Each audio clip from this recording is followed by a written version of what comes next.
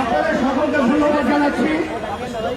আর বিশেষ করে সাথে সাথে অন্তর্বর্তীকালীন সরকারকে আমরা বলতে চাই, এরপরে যদি আপনাদের কানের থেকে চূড়া এখনো না সরে, ইসলামী আন্দোলন বাংলাদেশ, বাংলাদেশের ছাত্র জনতা, বাংলাদেশের সর্বশ্রেণীর মানুষ আজকে বাংলাদেশকে সুন্দর করার জন্য, চাঁদাবাজদেরকে বাংলার জমিন থেকে উৎখাত করার জন্য এর প্রতিবাদে আপনাদেরকে বলবো, সংস্কার এবং বিচার দৃশ্যমান পিয়ার পদ্ধতিতে নির্বাচন।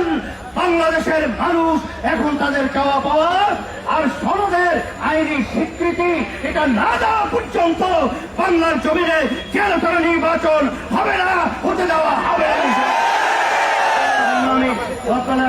দুনিয়া হাসানা অভিরাজ হাসানা